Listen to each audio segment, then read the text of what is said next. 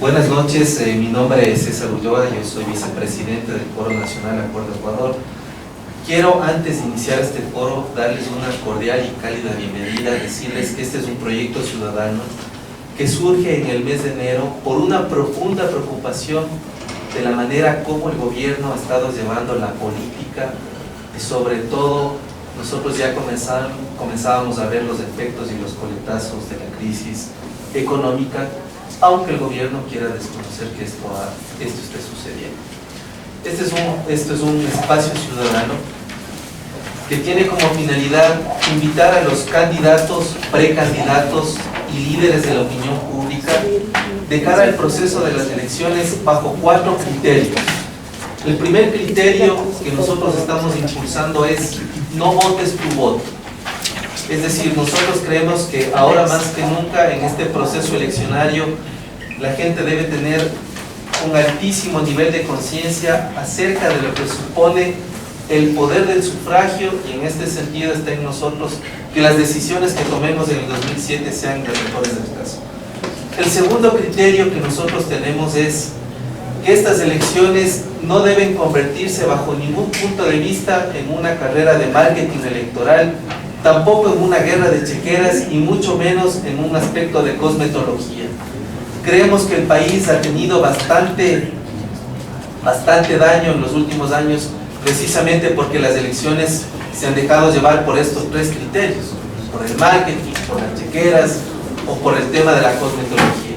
El tercer aspecto que nosotros creemos que es muy importante de cara a las elecciones es que no solo es importante el candidato, que es más importante la propuesta del candidato y mucho más importante que la propuesta del candidato es el equipo que le acompaña al candidato.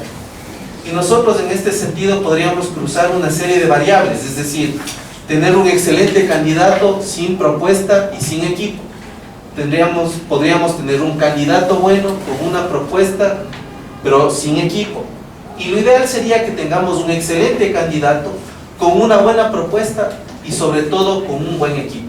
Nosotros creemos que deberíamos exigir a los candidatos no solo que nos presenten su propuesta, sino también que nos digan quién les va a acompañar en el momento de que fuesen elegidos para los cargos de designación popular. Y el cuarto aspecto que nosotros estamos promoviendo en este foro es que queremos nosotros rescatar un aspecto de memoria histórica política. Creo que en el Ecuador una de las cosas que ha llevado a la debacle en los últimos años es que nos olvidamos fácilmente de lo que sucede. En ese sentido, nosotros bajo estos 4 criterios hemos comenzado una serie de foros donde hemos invitado a candidatos, precandidatos y vamos a seguirlos invitando. Queremos decir que a diferencia de otros espacios, este espacio no es donde el candidato nos viene a dar una conferencia, donde el jefe de campaña o el asesor de imagen viene a posicionar a alguien, sino que más bien este es un espacio donde la ciudadanía va a tener todas las posibilidades del mundo de preguntarle al candidato y el candidato va a tener que resolver sus inquietudes y sus expectativas. Hay algunas cosas mínimas que hacen posible que estos espacios sucedan. La primera es que este es un espacio que privilegia el respeto, la tolerancia. No vamos a permitir nosotros ningún tipo de insultos, de descalificaciones, sino que más bien se haga esto un espacio amigable y que ustedes al final saquen las mejores conclusiones del caso. Antes de iniciar el foro, quiero agradecerle a asambleísta Páez por aceptar la invitación, que se sienta lo más cómodo del caso, que disfrute este espacio. Y a ustedes también queremos agradecerles por dedicar parte de su tiempo a cosas de interés público, de interés nacional. Les damos la cordial bienvenida y más bien, Miguel, por favor, adelante, explícanos cuál es la dinámica del foro. Gracias, César. Bueno, vamos a desarrollar por alrededor de 1 hora un conversatorio en el que yo formularé preguntas sobre el escenario político, económico, social, entre otros ámbitos que tenemos actualmente en Ecuador. Al final, luego de esta hora, abriremos preguntas al público, de tal manera que yo les pido vayan preparando sus preguntas. Tendremos por espacio de unos 20 minutos, los 30, un foro de preguntas y concluiremos con unas palabras de finalización del evento. De manera que, nuevamente, gracias asambleísta Andrés Páez por la aceptación a la invitación de Acuerdo Ecuador, del Foro Nacional Acuerdo Ecuador. Y bueno, punto de partida, somos un foro ciudadano y la coyuntura, Andrés, del escenario político reviste múltiples miradas, opiniones, perspectivas. Nosotros queremos conocer cuál es la suya, cuál es su perspectiva del escenario político que el Ecuador actualmente tiene. Bienvenido. Gracias por la invitación y un saludo a todos los asistentes. Me hubiera gustado comenzar por las cifras, pero creo que eso también será necesario glosarlas para entender qué es lo que está pasando en el país. Yo creo que lo más importante en este momento es que la ciudadanía se ha dado cuenta de que la clase política está de espaldas a la gente. Esa es la conclusión que yo he sacado, porque la política ya cambió. La política en el Ecuador ya no se hace desde los balcones ni desde los baldes de las camionetas. La tecnología provocó un cambio radical en la política y ha hecho que esos ciudadanos que eran antes electores, simples espectadores de lo que sucedía, ahora se hayan convertido en auténticos protagonistas de los fenómenos políticos y de la cotidianidad. Esto se ejemplifica porque antes la gente leía El Comercio y veía que se han robado $1 millón en el IES y la gente simplemente tiraba al piso el periódico y decía maldita sea. Ahora la gente coge el celular o la computadora o el iPad y escribe ahí espero que se pudran en la cárcel y les manda un mensaje a los autores de eso. Es decir, la política cambió. Lo grave es que aparte de los cambios tecnológicos que son tan evidentes y aparte de que hemos vivido 10 años casi de pesadilla, todavía hay una clase política que se está tomando las fotos del pasado y que está nuevamente instrumentando los pactos de la regalada gana. Esa es la verdad. Porque nadie puede entender que después de haber visto lo que hemos presenciado durante estos 10 años, que es el latrocinio y el saqueo más grande que pueda reportar la historia del Ecuador, todavía hayan personas que se tomen fotos, con lo cual se evidencia la posibilidad de que se le ofrezca impunidad a una parte de los secuaces de Correa que son copartícipes y cómplices del gran robo a la nación. Y eso es lo que evidencia que la clase política definitivamente está de espaldas a la gente. Este es el mundo de la videopolítica. Ahora más informa un meme que un titular de prensa. La gente está conectada ahora con las nuevas formas de comunicación. La gente está articulada a esas formas de comunicación. Por ahí me dirán, es que no todos. Bueno, probablemente no todos, pero buena parte de la gente está anclada en esas formas modernas de comunicación. Y hay una clase política que no entiende eso, como un primer análisis.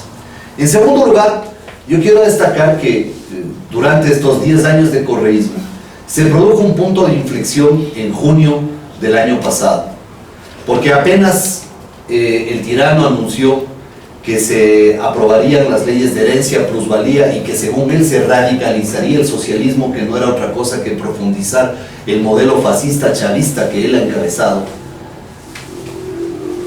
La gente fue convocada a las calles y esa convocatoria surtió un enorme efecto porque representa fundamentalmente dos cosas.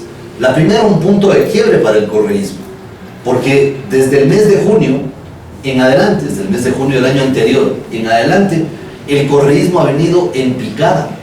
El correísmo nunca entendió, nunca tuvo capacidad de reacción frente a lo que la gente estaba expresando en las calles.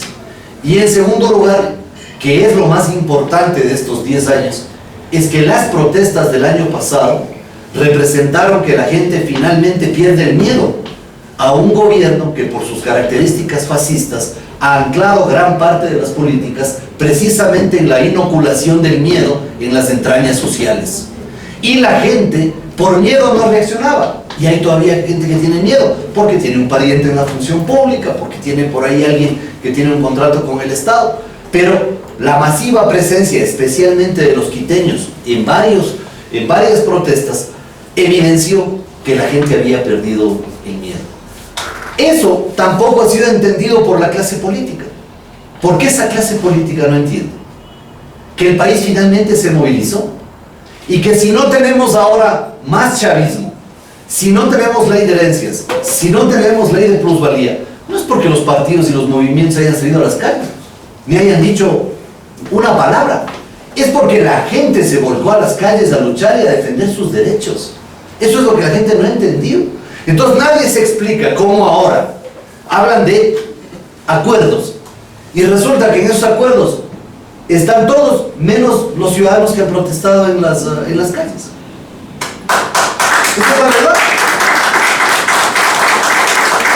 Y resulta que tampoco están en esos entendimientos quienes han sido baluartes en la lucha, no contra un gobierno común y corriente, no contra un gobierno que haya abierto canales democráticos de diálogo y de expresión, sino contra una tiranía fascista que lo que ha hecho es neutralizar toda posibilidad de comunicación, que nos ha dictado leyes verdaderamente draconianas, un gobierno que ha impedido por todas las formas posibles que la gente pueda manifestarse. Y eso es lo que no ha entendido esa clase política, que ahora el país en su mapa político se modificó. Tanto no ha entendido, que incluso se sientan con auténticos cómplices del correísmo. Y les quiero decir una cosa, con toda la sinceridad, yo no solamente sigo de cerca el caso de Venezuela, sino que además tengo una personal y directa relación con Lilian Tintori. Hay fotos de nuestras reuniones en varias ocasiones, reproducidas en los medios. Y les aseguro que si Diosdado Cabello se arrepiente del chavismo, no le van a sentar en la mesa de la unidad en Venezuela. Tengan ustedes la certeza de eso. Andrés, Que por ahí, termino, que por ahí hay un alcalde, no sé qué, arrepentido del chavismo, es probable. Pero nadie que haya tomado decisiones trascendentales al punto de, por ejemplo, quebrar la seguridad social. Y entonces, y con esto termino, yo quiero ser categórico en esta afirmación, porque esto es la explicación de cómo yo veo la coyuntura, una clase política de espaldas a las necesidades y a los requerimientos y a las demandas de la ciudadanía. Y quiero decirles una cosa, y como felizmente esto está grabado, que quede también grabado en ustedes: yo no voy a traicionar a la gente con la que estuve en las calles. A mí no me interesa. Por ahí me dicen, pero hermano, es que te vas a quedar solo. ¿Y cómo voy a quedar solo? Yo voy a quedar con la gente con la que estuvimos en las calles y vamos a seguir luchando, porque no vamos a dejar que haya impunidad para absolutamente nadie. Esto no es un problema de candidaturas, es un problema de principios, y los principios no se negocian, ni siquiera a título de una unidad. usted mencionó el escenario económico. Vamos a partir por ahí con una inquietud. Según los datos, el país, la deuda interna y externa, al momento está bordeando los 46.000 millones de dólares. Entonces, en este escenario, cuando existe un compromiso con China para el pago de esta deuda a través del petróleo que está vendido ya, ¿cuál es su opinión del camino que debería tomar el Ecuador para enfrentar y manejarlo de la manera más adecuada a este escenario, Andrés? Con las cifras que existen disponibles, se estima que el correísmo ha administrado en estos casi 10 años casi 270.000 millones de dólares. Estas cifras que yo las tengo aquí y que están debidamente sustentadas, todo lo que voy a decir está sustentado en documentos, además ni siquiera documentos míos, sino Ministerio de Finanzas y Banco Central. Del dinero que ha tenido el correísmo, el 68% se ha destinado a gasto corriente. Esa es una cifra que hay que revelarla y repetirla. Aquí no es que ha habido inversión, aquí lo que ha habido es derroche. ¿Ustedes se imaginan una familia en donde se gaste el 68% en gasto corriente? Pero eso no es todo. El correísmo en casi 10 años ha tenido más ingresos por tributos que por petróleo, que eso es otra cosa que hay que posicionarla. 94.657 millones provienen de tributos y 78.965 millones provienen de petróleo. ¿Qué significa esto? Que aproximadamente 17.000 millones más se ha cobrado en tributos que en petróleo. ¿Qué significa esto? Que la gran farra la han pagado los ecuatorianos con su bolsillo. Esto es lo que no se dice en las sabatinas, pero estos espacios sirven para eso. La deuda externa. En el año 2009, luego del default declarado por Correa, ascendía a 10.231 millones. Hoy la deuda externa supera los 45.000 millones de dólares, es decir, ha crecido en 320% la deuda externa. A ver, en serio digo, ¿qué clase de economía se saltó este señor? ¿O qué materia se jaló? Porque con el mayor ingreso petrolero que se registra en la historia del Ecuador reciente, ¿no? Superior largamente al ingreso petrolero de los 70, más los ingresos tributarios más incuantificables que registre la economía ecuatoriana. Encima de todo, de tener todo ese dinero, nos embarcan en una deuda tan abominable, porque además hay que decir una cosa. Mírenlo, las cifras del terremoto, acabo de mostrar las cifras tal como están. 1.100 millones de créditos externos. ¿Quién paga eso? Las familias ecuatorianas. Eso se paga. ¿Quiénes pagan la deuda externa? Los ecuatorianos. ¿Con qué pagan? Con pobreza, con exclusión, con malos servicios, con inseguridad, con delincuencia creciente.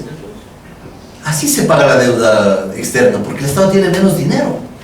Ahora, Andrés, usted ha presentado algunos datos. Pero faltan los más importantes. Ha hecho el diagnóstico. Ahora, ¿cuál sería el camino, el rumbo que debería tomar el país para enfrentar este problema que usted lo ha pintado? Así es hoy, pero necesito darles tres cifras que son fundamentales, que son las del desempleo y las del subempleo.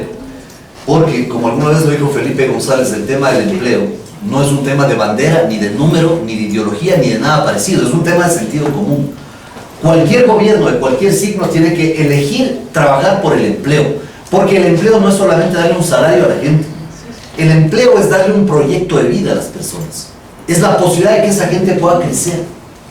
Fíjense en las cifras. En el último año, en el año 2015, en el Ecuador, el desempleo abierto creció del 3,8 al 4,77. Esto significa que en el año 2015 se perdieron 84.478 empleos. Pero además, en el año 2015, el subempleo, que ahora se han inventado estas denominaciones pomposas, ¿no? Ahora dicen empleo inadecuado. No, pues subempleo nada más, hay que llamar a las cosas por su nombre, ¿no es cierto? Como a los ladrones hay que llamarles rateros. Por eso es que uno me siento al lado de ellos. El subempleo 46,6% sube al 48,09%. ¿Qué es lo que ha pasado en los 6 primeros meses del año 2016? Se han perdido aproximadamente 130.000 fuentes de empleo más. Y se estima que hasta fines de año se perderán 80.000 fuentes de empleo más. ¿Cómo se estima eso? A través de una operación estadística que hace una proyección de lo que se ha perdido en los 6 primeros meses, que puede tener alguna variación, o que puede ser grande si se produce un verdadero shock, ¿no? Y que puede ser para incrementarlo o para reducirlo. Pero ¿cuál es la cifra en este momento? El Ecuador tiene 7,5 millones de personas como población económicamente activa. De esos 7,5 millones de personas, el 60% están o desempleados o subempleados. ¿Qué significa? 6 de cada 10 ecuatorianos o no tienen un empleo o están ganándose la vida como pueden, pero no tienen seguridad social, no tienen sobresueldos, no tienen utilidades, no tienen nada. No tienen además un proyecto de vida y tienen la angustia diaria de no saber cómo parar la olla el día siguiente. Esa es la verdad. ¿Ustedes creen que con las cifras que hemos dado se justifica que el 60% de la población no tenga empleo? O sea, es que esto es una barbaridad. Miren, lo que ha cometido Correa en materia de empleo con el Ecuador es un delito de lesa patria. Eso es lo que ha cometido Correa. Le ha robado el futuro a la gente. Eso es lo que ha hecho. Entonces, ¿cuál es la hoja de ruta? ¿Qué es lo que hay que hacer? Y eso que me gustaría darles, aquí tengo un montón de información de cifras, porque sobre estos temas no se puede hablar sino con cifras. ¿Cómo salir de la crisis? La primera cosa es lo que yo planteé tiempo atrás, y lo vuelvo a decir, que dejen de robar. Esa es la primera medida más apropiada. Pero desgraciadamente el saqueo es contumaz en el país, y tal parece que no tiene límite. ¿Y qué es lo que es lo más grave? Se agudiza la crisis económica, las cifras de credibilidad del presidente caen estrepitosamente, bajan las preferencias electorales por el oficialismo semanalmente. Entonces ahora sí están desesperados a saquear lo que les falta, a llevarse lo que les falta. La primera cosa. Segundo, hay que decirle al país de que no se le puede trasladar la crisis a las familias ecuatorianas. Para recuperar la economía, la primera medida, y les voy a explicar, no se asusten por lo que voy a decir, pero la primera medida que hay que hacer es eliminar 3 impuestos. Hay que eliminar el incremento del IVA, que tiene un grave efecto en el consumo, y el consumo tiene un grave efecto en el sector comercial, y el sector comercial tiene un grave efecto en el empleo no calificado, porque las personas que están en los bazares vendiendo las agujas, los hilos, son gente que no ha ido a la universidad, que tiene ese empleo porque no tiene otra opción. Segundo, hay que eliminar el impuesto a la salida de capitales, porque no se puede tener un país que no sea un atractivo para la gente que viene de fuera, paga tributos, paga 15% de utilidades a los trabajadores, y cuando quiere llevarse la plata la vuelven a cobrar. Eso es un absurdo. Por eso es que miren, las cifras del año anterior son verdaderamente demoledoras. El Perú tuvo 8.000 millones de euros de inversión extranjera en el año 2015. 8.000. Colombia tuvo 16.000 millones de inversión extranjera. Ojo, ellos tienen guerra, ¿no? Ahí tienen guerra, guerrilla, y se matan y todo. El Ecuador tuvo 800 millones. Esa es la verdad. Entonces, ese es el segundo impuesto que hay que eliminar. Y el tercer impuesto que hay que eliminar es uno de los impuestos más estúpidos que registre no el Ecuador, sino la historia de la humanidad, que es el anticipo al impuesto a la renta. Porque renta significa que ha ganado y paga sobre lo que ha ganado. Aquí los empresarios tienen que ser adivinos para proyectar cuánto van a ganar y pagar anticipadamente tributos. Nadie va a venir a invertir si tenemos las reglas de juego. Tercero, el próximo gobierno, desde el primer día, tiene que ejercer una tarea de fiscalización, no solamente para sancionar a los responsables de esta debacle, sino además para recuperar lo que se han robado. Porque yo insisto, y me alegro que haya otros colegas que están en la contienda ya repitiendo lo que yo digo, y en serio me alegro, porque eso es por el bien del país. Pero ¿saben qué? No basta con meterles a la cárcel si a los 10 años se van a ir a Miami, a los departamentos que han comprado con nuestra plata, pues. Hay que confiscarles lo que se han robado y devolverle eso al país. Y lo que yo he planteado es que con eso hay que hacer un Fondo Nacional de Empleo, que lo quiero explicar porque en un chat me cuestionaron. ¿Qué significa el Fondo Nacional de Empleo? No es que el Estado va a coger la plata y va a decir, a ver, de empleo, no. Va a llamar al sector privado y le va a decir, generen empleo. Tome, aquí está nuestra contribución como Estado, capital fresco para generar empleo. ¿Y qué es lo que hay que hacer con los empresarios? Porque un mandatario inteligente tiene que amanecerse hablando con los empresarios. ¿Por qué? Porque hay que darle estímulos para que generen empleo. ¿Y qué es lo que hay que hacer? A ver, sector automotriz, perfecto. De aquí vamos a asumir el poder el 24 de mayo del próximo año. De aquí hasta diciembre, ¿cuántos empleos pueden crear? 2.000, perfecto. Pero ¿saben qué? Yo les voy a dar un aporte del Fondo Nacional de Empleo para que crezcan 500 empleos más, o sea, ya estamos 2.500. Pero si es que llegan a 3.000, les rebajo el impuesto a la renta, porcentualmente de acuerdo al número de empleos que se creen. Entonces la gente dice, pero es que no vas a tener plata para gobernar. Al contrario, porque mientras haya más gente con salarios, hay más gente comprando en los mercados. Y si es que hay más gente comprando, hay más gente vendiendo. Y para vender más hay que producir más, y para producir más hay que contratar más trabajadores. Y las tensiones sociales se van a reducir significativamente. Andrés. Porque la gente que tiene empleo tiene un proyecto de vida. Andrés, usted ha indicado algunas medidas que serían adecuadas para enfrentar este problema económico. Reducir el IVA, que dejen de robar, reducir el anticipo del impuesto a la renta, fiscalización, pero el país necesita inyectar recursos a su economía, necesita dinamizar la economía. Entonces, yo quisiera pedirle si es que por ahí usted encuentra soluciones, porque hay una deuda que enfrentar, una deuda que pagar, por ejemplo, solamente hablando del tema de deuda. La primera medida para inyectarle recursos a una economía es la confianza. Hay que proyectar confianza a los inversionistas extranjeros y hay que proyectar confianza al interior del país. Nadie va a invertir un centavo en el Ecuador, ni siquiera los nacionales, si no tienen confianza. Vayan a ver ustedes cuántos proyectos inmobiliarios están parados, cuántos proyectos empresariales se han cerrado, porque no hay capital para hacerlos mover. Los bancos tienen dinero y no saben ya a quién prestarle, porque no hay confianza. El rato en que se abra el país, miren, el Ecuador fundamentalmente necesita primero acudir a gobiernos amigos para enfrentar los primeros meses. Y esto es una realidad. Y yo quiero conectar esto con una decisión política que va a ser necesariamente, en mi opinión, que ser tomada. Y para la cual no hay que enamorarse del poder, porque el poder es muy seductor. Y lo peor que le puede pasar a un presidente es enamorarse del poder y luego ser secuestrado, como ha sucedido en la historia del país. El gobierno, cuando asumamos el poder el próximo año, este país va a estar devastado. Devastado. No va a haber ni para pagar sueldos. Porque además así lo van a dejar intencionalmente, pues, ¿no? Y obviamente no habrá alguien, o sea, no faltará alguien que llegue con hambres atrasadas pensando en hacer un business, ¿no? Y por eso yo he dicho que lo más grave también es que el próximo negocio en el Ecuador es la impunidad. Por eso me disgustan estas fotos con la gente del pasado. Pues, a ver, venga, ¿cuántos que se han robado? 100, ya. Deje 30, debe 70. Tomen, sobreseimiento definitivo, ya, debe. Pero hay que meter preso a alguien, ¿no? Claro, al chofer, de la secretaria, del coordinador, del asesor, del asistente, del viceministro.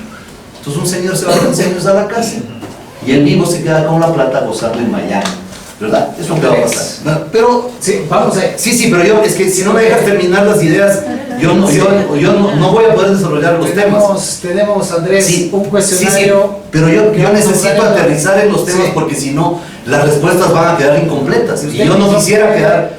Sí, pero yo quisiera, por favor, pedirles que me permitan terminar una idea. Pero tratemos de ser más concisos. Bueno, pero yo tengo realmente que exigir que me dejen terminar las ideas, porque si quedo en la mitad, esto no es un foro. Porque yo no he venido a hacer proclamas, yo he venido a explicar un programa de acción.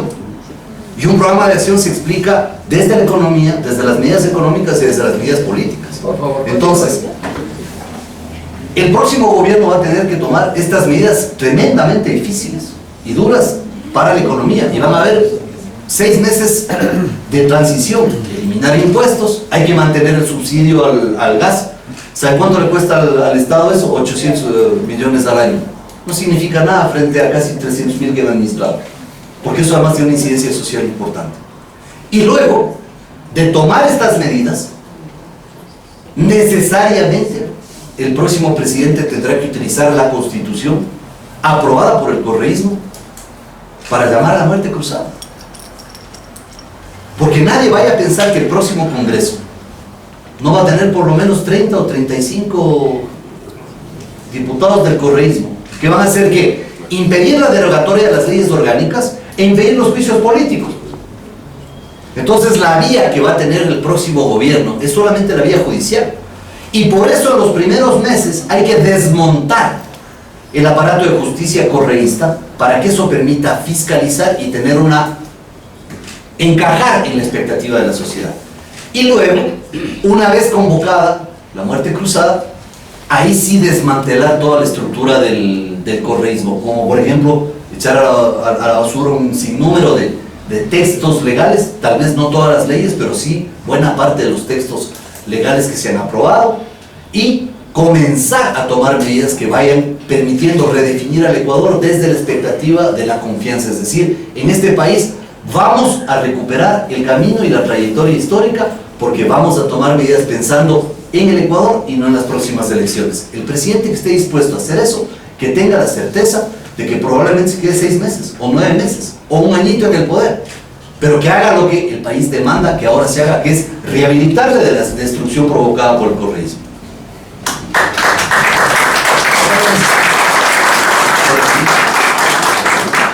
En el escenario que usted ha presentado, hay un elemento importante que es la dolarización.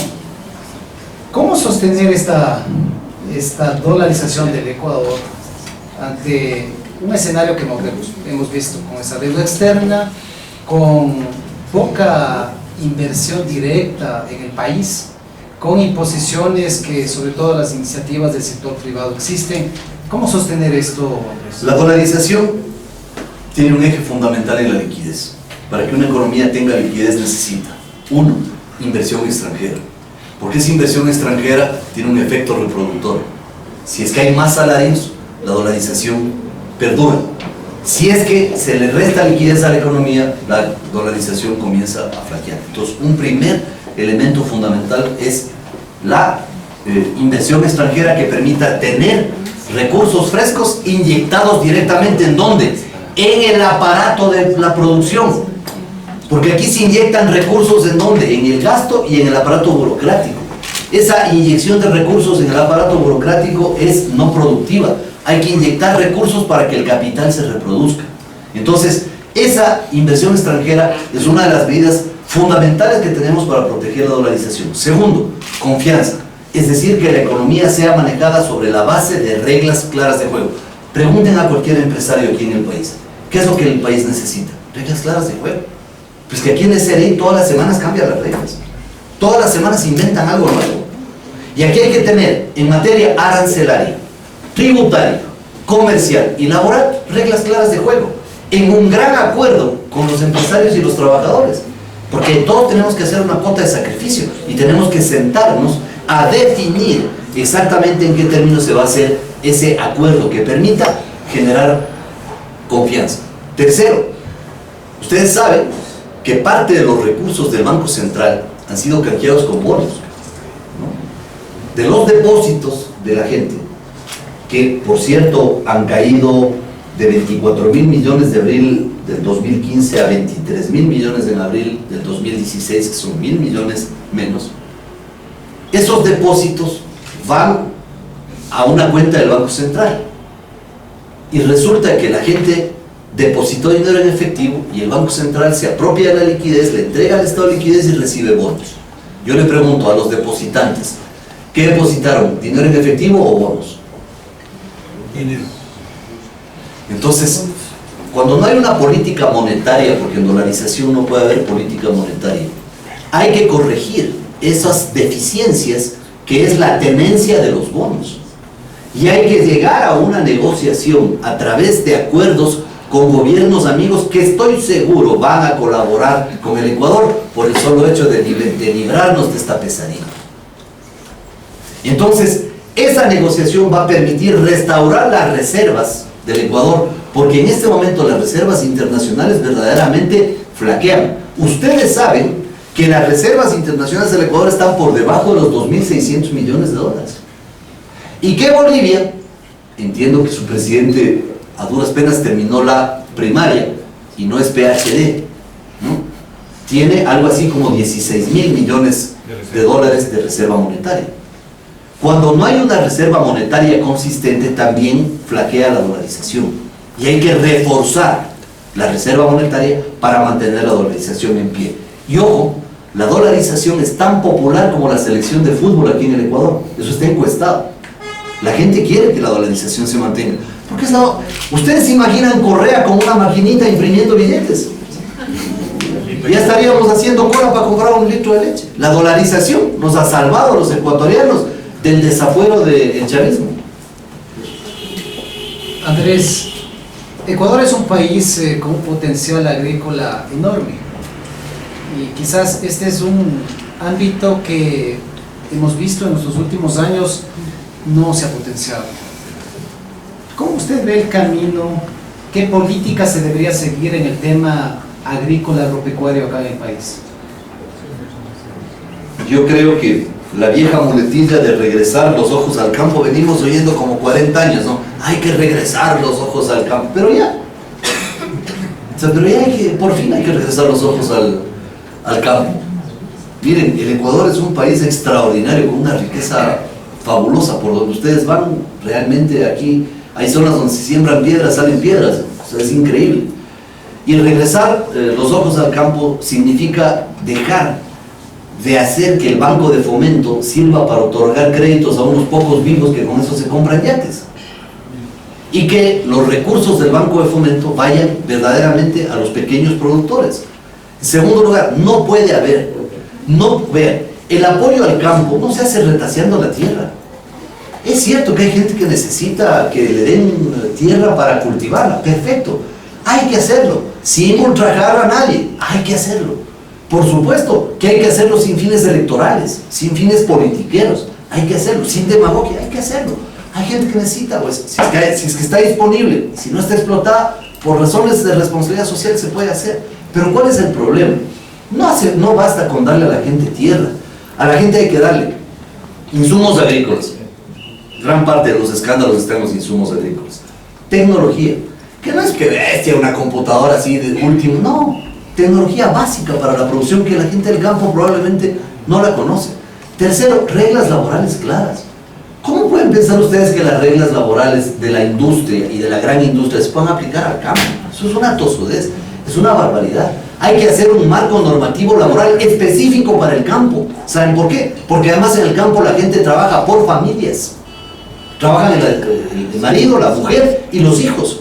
Y luego llaman a los parientes. Hay que entender que eso no es obra de la partidocracia ni de la prensa corrupta. Eso es parte de la cultura, de la tradición del Ecuador, el trabajo en el campo. Y finalmente el crédito tiene que ser direccionado hacia proyectos que realmente sean productivos. Ustedes saben la incidencia que tiene ahora la guayusa en los mercados internacionales. Los ejércitos, y aquí está un militar de reconocida trayectoria, el coronel Ara, los ejércitos quieren comprarle guayusa al Ecuador y le están comprando la producción hasta creo que el año 2019, ¿no? Sí. De guayusa, porque eso les dan a sus soldados. Ustedes saben la importancia del chocho en los mercados europeos, uno de los pocos alimentos que permite reducir la grasa comiendo, porque entra al organismo y absorbe la grasa. Ustedes saben todo lo que significa la producción agrícola del Ecuador ya envasada para exportar en los mercados europeos. ¿Y saben por qué está parado el acuerdo comercial con la Unión Europea? Por el Código de Ingenios. ¿Y saben qué dice el Código de Ingenios? Que el pensamiento ya no es de la gente, sino del Estado. Nosotros vamos a presentar un trabajo sobre eso. Supongamos César Ulloa escribe su editorial en el diario La Hora, ¿no? Entonces él escribe su editorial y plantea, no sé, una medida sobre políticas culturales. Eso no es creación de... O sea, César lo ha escrito, pero el Estado dice, eso es mío. El Estado pasa a ser propietario de todo, porque estamos ya ni siquiera en este folclórico chavismo, ya estamos yendo hacia una concepción maoísta del pensamiento. Más o menos así. Y lo último sobre el campo, acuerdos comerciales. Miren, el mayor socio comercial de Ecuador es los Estados Unidos. Que el presidente sea blanco, negro, hombre, mujer, guapo o feo, no interesa. Lo importante es que abran mercados para nuestra gente. Que la Comunidad Económica Europea nos permita acuerdos comerciales. Y además que hagamos lo que acaba de hacer Chile. Mirar a través del Pacífico hacia la costa asiática. Y ahí están haciendo negocios con los asiáticos aprovechando el tráfico marítimo. Eso es lo que hay que hacer para apoyar al campo, porque es una cadena de medidas. Andrés, vamos a cambiar de ámbito. El tamaño del Estado. El tamaño del Estado es un ámbito bastante crítico que el próximo gobierno, el próximo presidente tendrá que hacer algo. ¿Qué medida usted ve? ¿Cuál debería ser el manejo en cuanto a la arquitectura institucional del Estado? Hay que mantenerla, hay que crecerla. ¿Por dónde debe ir el camino? Primer día del gobierno, a la basura el Ministerio de la Felicidad. el Instituto de la Meritocracia, ¿no? Que no sirve además para nada. Ustedes saben que el 91% de personas adentradas al sector público sin concurso. O sea, mano de obra electoral gratuita para Correa. Así de simple.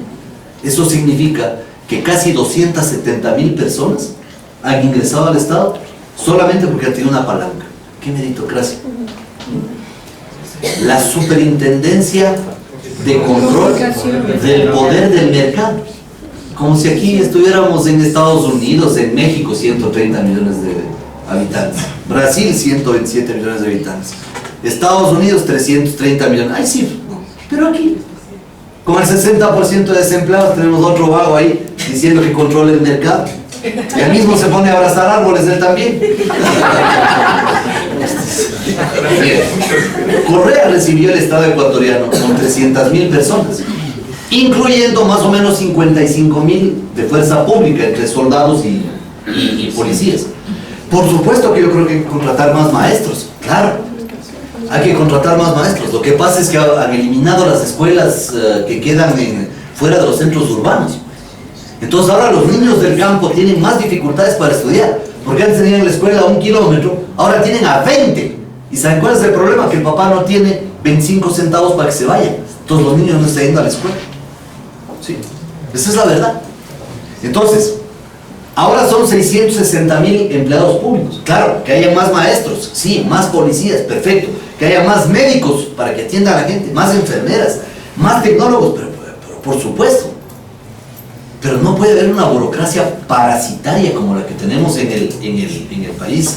Ahora, vayan a ver las denominaciones. Jefe de gestión documental.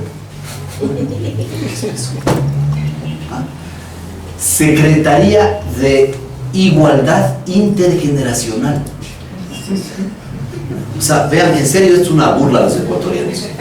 Y no solamente que hay que tirar a la basura esas instituciones, sino además enjuiciar, procesar y hacer que devuelvan la plata a los vagos que ahí han estado. Eso hay que hacer, hay que tomar medidas radicales. Ahora, tenemos un problema. Mucha gente se va a quedar sin trabajo. Porque hay que eliminar 17, entre el ministerio y secretarías, 17. Hay que eliminar eso objetivamente dentro de un plan económico para recuperar la economía. Más o menos son 17 grandes instituciones. Obviamente eliminar significa que en algunos casos se fusionarán con otros ministerios, ¿no? Tendrán que salir personas del sector público. Y aquí no hay que inventar nada. Hay que llamarle al OIT y aplicar los programas, el uno de reinserción laboral, el otro de reconversión laboral, y además paralelamente se le va a inyectar recursos al sector privado para que genere empleo. Entonces la gente que está en el Estado va a ir al sector privado a trabajar. No todos, pero hay que tomar una medida más. Hay que superar los desequilibrios salariales que hay entre el sector público y el sector privado. Porque no puede ser que una cajera del Banco de Fomento gane $1,200 y una cajera de un banco privado gane 480. O sea, no puede ser. Entonces, como han elevado los salarios por razones demagógicas, eso tiene un efecto reflejo en el sector privado. Entonces hay que hacer una racionalización salarial para que pueda haber realmente una reinserción de la gente del sector público en el sector privado. Andrés, ¿cree usted que es necesario revisar, reformar o crear nuevos mecanismos para la elección de jueces, vocales del Consejo Nacional Electoral y de las demás entidades de control y supervisión? También el primer día tiene que haber una toma simbólica de los ciudadanos de ese Consejo de Participación para cerrarlo definitivamente, evitando que terminen de robarse lo que queda, las lámparas, los escritorios, porque el resto ya habrá desaparecido. No se olviden ustedes que los últimos, o sea, desde la segunda semana de mayo vamos a tener que estar en vigilia, ¿no? Porque no vayan a pensar que van a dejar así los edificios públicos como están. O sea, hay que irles a ver qué es lo que se lleva. En serio. Y hay que tener un control. Y yo sé que lo que digo, lo que voy a decir, a algunas personas no les gustan, pero lo voy a decir porque así lo creo. Porque yo voy a estar en este proceso electoral diciendo lo que yo pienso. ¿Y saben qué hay que hacer realmente? Los ciudadanos. Impedir que estos rateros se larguen. Y sin orden ni de jueces ni fiscales. ¿Saben de quién es la orden? Del pueblo ecuatoriano, punto. Aquí por orden del pueblo ecuatoriano no se va a Declarar desde el día del triunfo acción popular contra los rateros. Y así tenerlos ubicados. Y ningún que me voy, que nada. Nadie se va. Todos tienen que responder. Entonces, ese consejo de participación a la basura. Miren, que no nos digan que las autoridades estas que han sido electas han sido de procesos transparentes. Lo que pasa es que han montado una maquinaria para hacer carpetas en las que han perjudicado a un montón de gente que realmente tenía méritos para ejercer una función y no lo han hecho. Que tienen que haber concursos, sí, pero tienen que ser transparentes, tienen que ser auténticos y hay que despolitizar. Pero no se acuerdan cuando llegó el Correa, lo que todos decíamos, hay que despolitizar y despartidizar a los organismos de control, Consejo Electoral, todo. Ahora tenemos que hacer lo mismo. Lo grave, bueno, hace 10 años en el Consejo Electoral o Tribunal Supremo en ese entonces, por lo menos estaban las 7 fuerzas más votadas. Ahora toditos son correístas.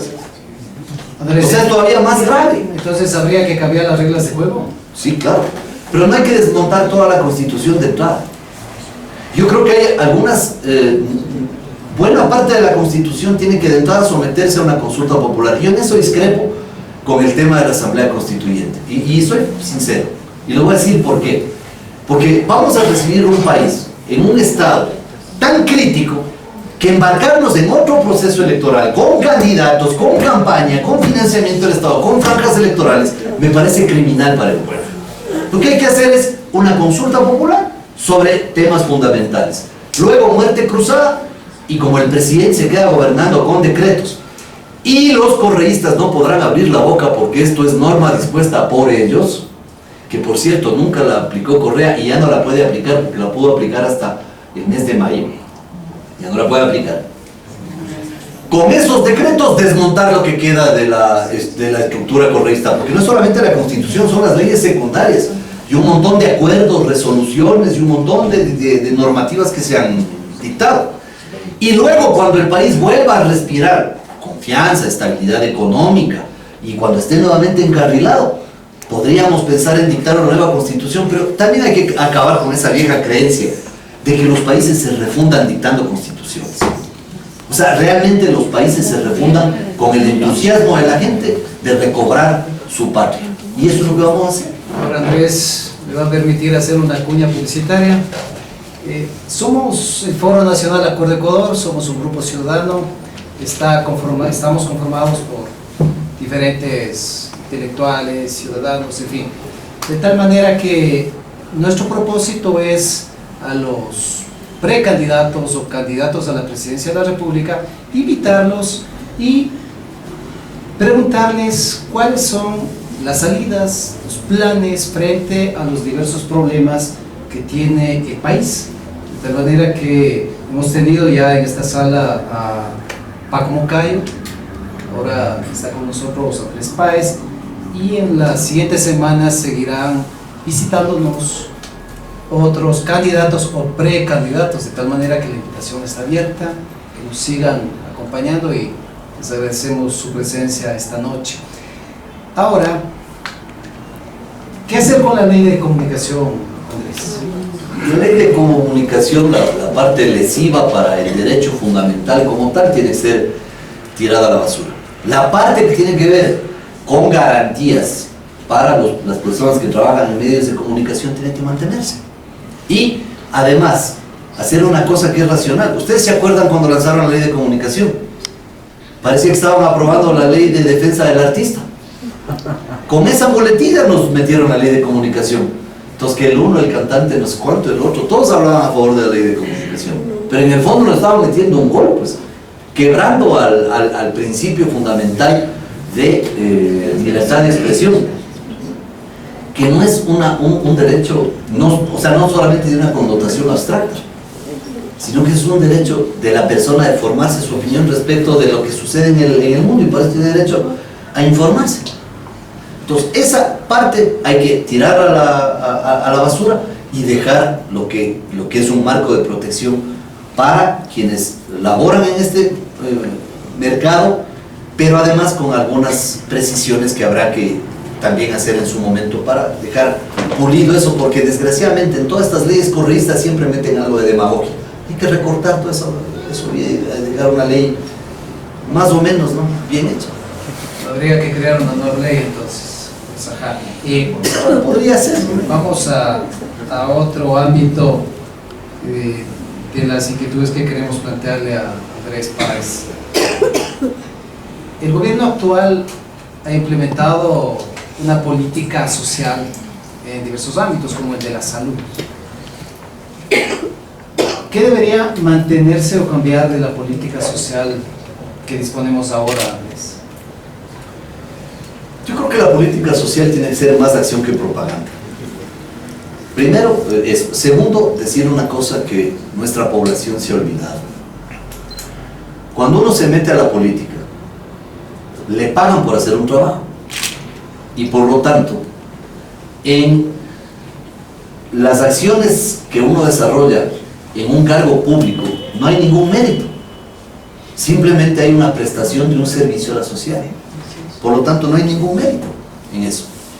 Y por esa razón, nadie tiene derecho a sacarnos en cara que han hecho un hospital, que han hecho una escuela, que han hecho una carretera. Porque esa es la obligación de todo gobierno hacerlo. Y hay que hacerlo de manera callada y discreta, como en otros países del mundo se lo hacen. Yo creo que en 10 años se han puesto más primeras piedras que hospitales que realmente se hayan levantado. ¿Por qué no se hizo el hospital de La Guaira? Que estaba licitado en el año 2005, aprobada la licitación en el 2006 y listo para ejecutarse en el 2007. El hospital del Seguro Social en La Guaira, ¿por qué no se lo hizo? 2007 llegó Correa, 2008 llega González al IES, 2009 le transfieren toda la operación del IES a la clínica del primo hermano de él y cobra un promedio de $1,5 millones anuales hasta el 2014.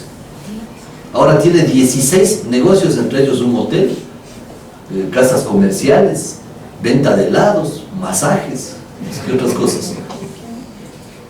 Entonces, miren, la obra pública en materia de salud tiene que ser pensada en función de las necesidades primarias de la gente, porque no es solamente el edificio. ¿Ustedes saben cuántos mamógrafos hay en el país comprados por el Ministerio de Salud y por el IES sin ser utilizados? Casi 1.000 mamógrafos. Cosa que es una cifra simplemente irreal para un país pequeño, irreal. Porque además para un mamógrafo se necesita una persona que opere el mamógrafo. Todo es corrupción. Entonces, no es solamente la infraestructura física, es el equipo médico. Entonces, el médico, que además tiene que saber lo básico de cirugía y de obstetricia, que es la necesidad más apremiante de las madres que van a dar a luz en los dispensarios, la provisión médica y el redireccionamiento de ciertos pacientes que por sus patologías tienen que ir a hospitales más grandes. ¿Cuál es la medida en salud? El escalonamiento, primero. Y segundo, las medidas de aseguramiento de la gente. No se trata de que, como dijo el coreano, a los ricos les voy a mandar a los hospitales públicos y a los de los hospitales públicos que vayan a los hospitales de los ricos. Si esto no es una guerra entre ricos y pobres, lo que hay que hacer es darle dignidad a la gente que va a atenderse en un hospital y que no tengan que hacer. Yo, por ejemplo, tengo un caso, si quieren les paso, y este es de la vida real, de una señora embarazada que refiere dolor abdominal. Y esto fue en el año 2013, creo, ¿no? Y le dieron cita para el año 2017, cuando el guagua ya sabe 2 idiomas. ¿Qué quiero decir esto? Tiene que haber dignidad en el trato de la gente. Si no hubiera corrupción, el call center que estaba funcionando antes funcionaría todavía bien. Pero hubo corrupción y ahí está el despelote.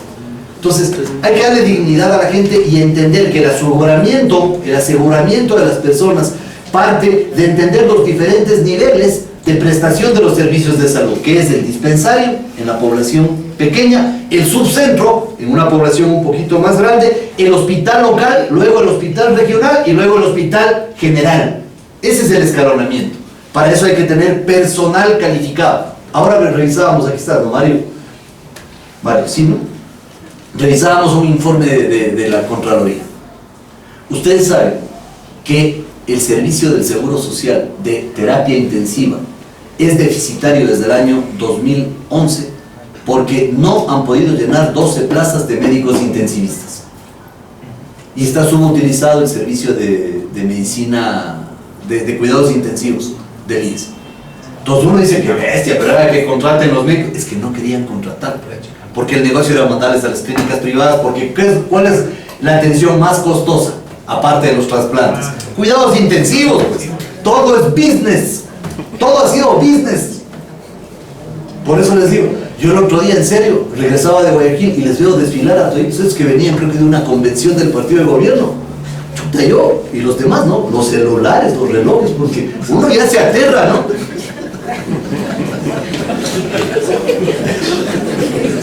Andrés, el tiempo no se detiene y vamos a continuar adelante. Un sector trascendente para el país es la educación, y específicamente la educación superior. Y de ahí la pregunta, Andrés, ¿cree usted que debería ser revisada la ley de educación superior, la LOES? ¿Qué hacer con el mecanismo que tenemos para la evaluación de las universidades, de los institutos? ¿Cuál es su opinión? Primer día con o sin reforma de ley, porque es orden del pueblo ecuatoriano. Primera medida, todos los estudiantes, todos los jóvenes tendrán derecho a escoger la carrera que les venga en gana y estudiar en la ciudad que deseen, punto. Y aquí que no me venga ningún moñudo a dar órdenes. Aquí la gente, los muchachos tienen derecho a escoger sus carreras. ¿Saben cuál es el problema? Son 750,000 jóvenes fuera de la educación universitaria. Y les doy casos. Un chico quiere estudiar medicina en Guayaquil. Y le dicen, no señor, usted tiene que estudiar veterinaria en Quevedo. Pero es que quiero ser médico. No, tiene que ser veterinario. Porque a un señor se le ocurre, el que escribió esta pendejada del biosocialismo, él mismo. El biosocialismo. Pendejadas. Entonces ahí, ¿saben qué le pasó a este muchacho? No se pudo ir a Quevedo. ¿Saben por qué? Porque el papá tenía que arrendarle un cuarto, darle de comer, darle para el transporte, y no le alcanzaba. Entonces el chico se queda en la casa, no va a la universidad, va a la cancha del barrio a fumar, a las drogas, al trago, a la delincuencia. Ese es el problema. Entonces, la primera medida es esa, es una cosa de sentido común. Segundo, hay que revisar. Yo no estoy de acuerdo con las universidades de garaje, pero no todo ese proceso fue transparente. Ahí también se perjudicó a alguna gente. Una de las universidades que no debió haber sido cerrada es la del Cañar, que era una universidad bien llevada, con las cuentas al día, pero por razones de orden político, de animadversiones, le cerraron sin derecho a que esta gente pueda apelar. ¿Saben qué hicieron la primera semana? Se robaron las computadoras y hasta los escritorios. Se robaron. Graben y mándenle nomás a Ramírez, que yo lo voy a enfrentar cuando él quiera. Se robaron. Y se han robado de las universidades, de los edificios cerrados de esas universidades, un montón de cosas. Eso hay que recuperar también.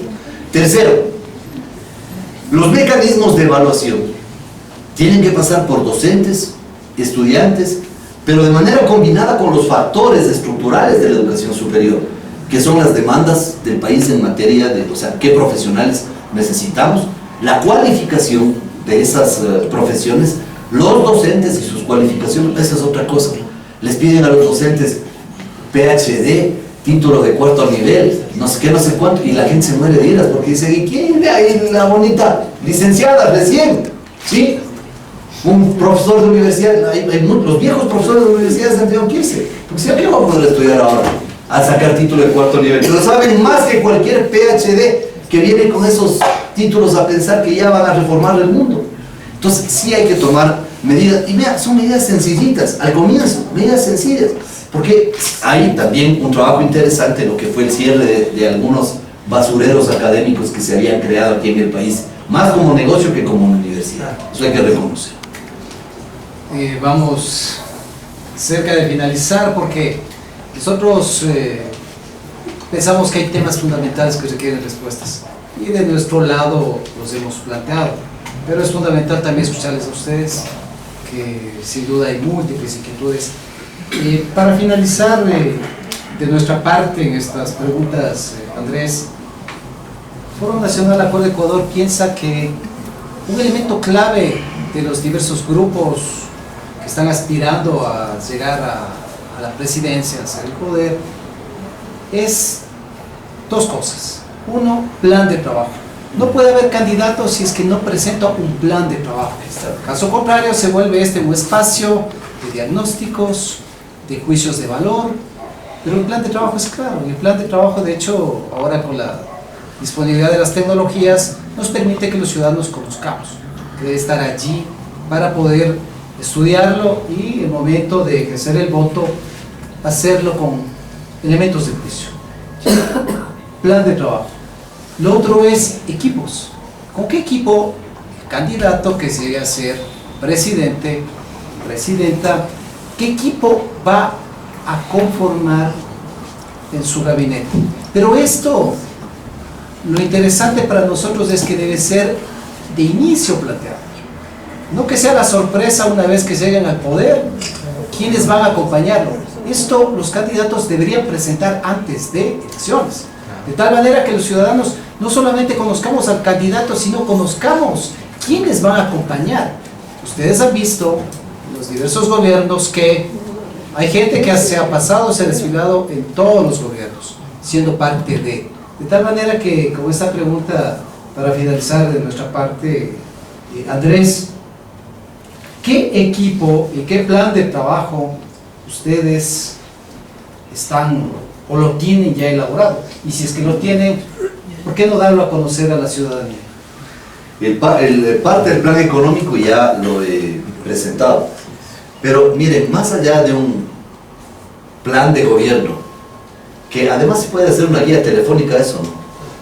Pero, a ver, ¿qué es más importante que un plan de gobierno para un país que va a quedar totalmente desolado? Que de hecho ya está muy mal, que va a quedar desolado. ¿Qué es lo más importante? Un gran pacto social. Mire, ningún gobierno que llegue, ninguno va a poder gobernar sin un pacto social. Lo primero que hay que hacer es convocar a los adversarios, a sentarse en la mesa y a darles responsabilidades a los adversarios. Y en ese pacto social, nadie puede tener los datos refinados, porque ese pacto social tendrá que converger fuerzas de diferente orientación política. Y deben ser invitados todos a ese gran pacto social, porque es la única forma de retomar la trayectoria histórica del país que se torció hace 10 años. Y en ese gran pacto social, ¿qué significa? Que hay que llamar a las fuerzas a todas las corrientes. Y además hay que convocar también al correísmo como deliberante.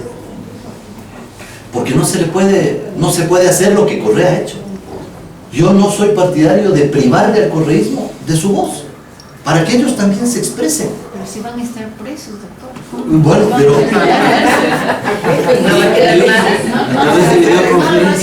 Y bien que usted me hace un paréntesis sobre eso, porque también quiero anunciarles que el 25 de mayo el penal García Moreno dejará de ser museo y volverá a ser cárcel, y nos van a faltar celdas.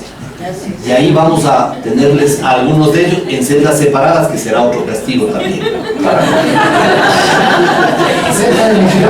El gran pacto social. El gran pacto social tiene que abordar temas como los que voy a mencionar. Dolarización, fundamental. Recuperación de la economía. Relaciones internacionales. No puede ser que estemos votando por Corea del Norte. O sea, por favor. Hay que votar por los países, por las tesis de los países civilizados del mundo. No por estos locos que mandan a sus adversarios a que les coman los perros. Esa es la verdad. El país tiene que volver a cobrar su prestigio en el mundo internacional.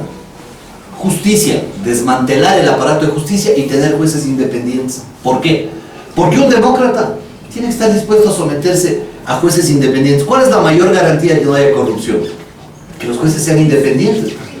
Porque cuando un subordinado comete un proceso, hermano, te jodiste al juez. Y allá, es que mira, yo soy pana de no sé quién, verás que yo te acompañé en la campaña. Hermano, me acompañaste en la campaña para hacer por el país, no para robar. Así que, al tarro, te jodiste.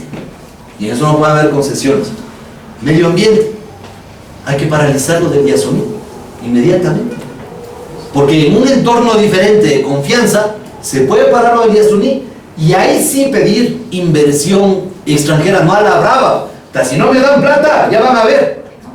Sino presentar un proyecto, decir, oiga, ayúdenos a proteger el medio ambiente, porque sí lo van a hacer, pero no a la brava, no a las patadas, porque piensan que Alemania es comisaría donde uno entra pateando. No. Lucha contra la delincuencia. O sea, en mi opinión, y les voy a decir dos cosas que a la gente no le gusta a veces, pero lo voy a decir porque es lo que pienso. La primera, las normas penales tienen que ser para proteger a la gente honrada y trabajadora. Yo no creo en las torturas, en nada de eso, en nada. No, yo creo en las penas degradantes tampoco. Creo que una persona que comete una infracción tiene derecho a un abogado, al debido proceso, a rehabilitarse, etcétera, etcétera. Pero no, a este garantismo. Abogados gratis para los rateros y los afectados, nada, tiene que ir a ver abogado afuera de la policía judicial. ¿Cómo va a ser eso? Leyes penales. Y segundo, y yo sé que hay gente que les gusta lo que voy a decir, pero en serio pienso eso. Yo creo que hay personas que es imposible que se rehabiliten, por ejemplo los que violan niños. Yo soy partidario de la cadena perpetua para los violadores de niños, y así lo voy a plantear. Y luego con toda franqueza, o sea, en general el delito de violación. Pena de muerte, doctor. Lucha contra la corrupción, pero aparte de eso, lucha contra la impunidad. Derechos fundamentales, porque hay que reconocer una cosa, en estos 10 años sí han habido avances, al menos doctrinarios, sobre derechos fundamentales, que hay que mantenerlos y profundizarlos. Yo creo que ese tiene que ser un empeño, mantener y profundizar eso. Reinstitucionalizar al país, devolver, o sea, la asamblea no puede ser un edificio con letreros, tiene que ser un lugar de debate, un parlamento, donde vayan los ministros y donde haya un presidente que les obligue a los ministros, vaya bonito, rinda cuentas, vaya, así tiene que ser. El tema tributario, tiene que haber una racionalización tributaria, eliminar impuestos innecesarios, que la gente pague impuestos, pero que esos impuestos se vean revertidos en servicios eficientes. Porque ahí me ponen el ejemplo, ¿no has visto en Finlandia? No has visto, a ver un ratito. O sea, en Finlandia nadie necesita una escuela privada, porque las escuelas públicas son AAA. Nadie necesita un seguro privado de salud, porque la salud es AAA. Nadie necesita gastar tanto dinero en reparar sus carros, porque las vías son AAA. Nadie necesita dinero para abogados a defenderse de la delincuencia, porque la seguridad es AAA. Para eso sirven los tributos, para darle bienestar a la gente, no para los honorarios de tico-ticos. O sea, no puede ser. Para que un fulano viva abrazando árboles. Austeridad, tiene que haber un plan de austeridad, que debe comenzar por el presidente de la República. 2 aviones de última generación. Primer día en venta. Así tiene que ser. Y eliminar 47,000 vehículos del sector público, porque ahora el asistente del asesor, de la secretaria, del coordinador tiene carro con chofer. O sea, ¿cómo es eso? Además hay que llamar a un servicio cívico, ¿no es cierto? Hay que llamar a un servicio cívico a la gente. ¿Quieren trabajar? Pongan el carro, o vayan en bus, o paguen el taxi, pero hay que eliminar tanto derroche. Andrés. Y lo último, la rearticulación de las organizaciones gremiales, gremios profesionales, fundación, ese decreto 16 que es un decreto de pastoreo para ver si están haciendo bien las cosas, no, todo eso hay que eliminar, hay que permitir que se rearticulen las organizaciones sociales de todo orden. Gracias. Y ahora falta su respuesta en cuanto, ¿cuál sería su equipo de trabajo? Aquí le agradecería nombres. Eso es facilísimo. ¿Saben qué? El mejor gobierno es el que reúne a las mejores personas. ¿Puede dar algún... El mejor gobierno será, a ver, el mejor perfil para ser ministro de salud, que tiene que ser un médico experto en temas de administración hospitalaria, ese señor. Pero es que no estuvo en la campaña, no importa. Si no es un tema de campaña, es un tema de que ese señor es el mejor para cumplir con esa función. Ministro de Trabajo, un experto en derecho del trabajo, que sepa conciencia, que tenga conciencia sobre los temas de... o empleo. Sí, experta, sí, pero ya la Real Academia resolvió el problema del experta, los las. Pero bueno, entonces, para el Ministerio de Ambiente, la persona, la más indicada es la persona Voy a hablar la persona para persuadir sus sensibilidades. La persona que más conozca sobre temas de medio ambiente y que tenga un compromiso con él. Así tiene que ser. Ahora va a decir, ¿y qué vas a hacer con toda la gente que estuvo en la campaña? Pues todos tienen que arrimar el hombro y habrá posiciones para, no, seguramente no para todos, pero para la gente más destacada habrá posiciones. El mejor gobierno es el de la gente más calificada y más preparada. Así tiene que ser.